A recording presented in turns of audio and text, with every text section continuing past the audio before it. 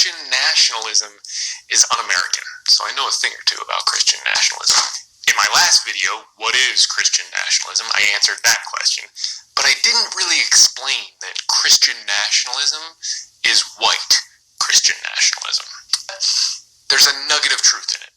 White supremacy and Christian nationalism are in bed together in an incestuous, toxic marriage that is dividing America along religious and racial lines. Amongst white evangelical racism, the politics of morality in America, two that are already out are Robert Jones's White Too Long, The Legacy of White Supremacy in American Christianity, and Sam Perry and Andrew Whitehead's Taking America Back for God. Whitehead and Perry explain first that very few Black Americans are Christian nationalists in the sense that we mean it today. Their understanding of what a Christian nation is just different.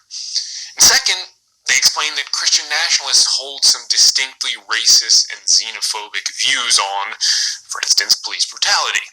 Christian nationalists are more likely to believe that police treat blacks the same as whites and that police shoot blacks more often because blacks are more violent than whites. Obviously not true. And none of this is new. America's Christian heritage is a racist one. Philip Gorski, a Yale sociologist, just wrote a new article about Christian nationalism, and he explains that back in colonial Virginia, the justification for slavery was always religious.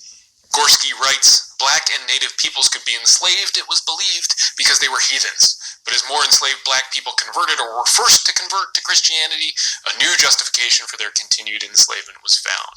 The emerging concept of race, which was still understood in theological terms as a divine curse on the Black race. Christianity's different. It says to love your neighbor. Jesus was big on that. That's how many Christians understand the message now, but not at the time, and not for most of Christianity's history. Your neighbor to Jesus meant your fellow believer, people who accepted him as the Savior. I also cover a lot of this in The Founding Myth if you want to learn more. But, you don't have to take my word for it or these scholars or experts. You can listen to the words of the Christian nationalists themselves. In 2017, Ilya Calderon, a Black Hispanic journalist at Univision, interviewed a KKK leader who Calderon asked, "Are you a hate group? How do you define yourselves?" And the response was unequivocal. Are you a hate group? No. How did you define yourself? We define ourselves as a I don't hate anyone. Yeah, I don't hate anyone. The KKK said, "We define ourselves as a Christian group." I'm telling you, Leviticus 19:18, love thy neighbor. It says, love thy neighbor of thy people. My people are white. I don't even want to say the rest of it. You can go find the clip.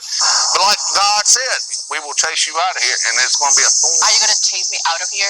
No, we're going to burn you out. Don't matter. Burn me. The KKK is a Christian organization.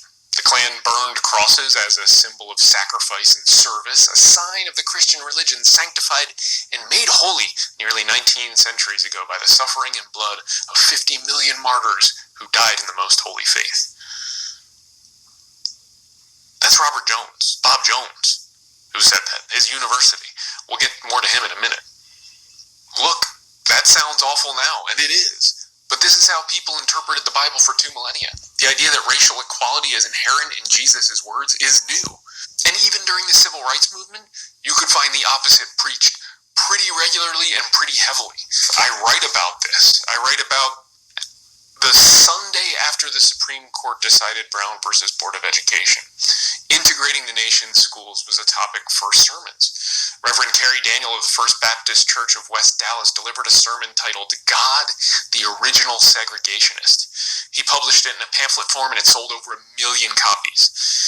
Another Mississippi Presbyterian minister, Guy Gillespie, published A Christian View on Segregation. It was as influential and as widely distributed, made the same arguments again, drawing on the Bible for support for segregation.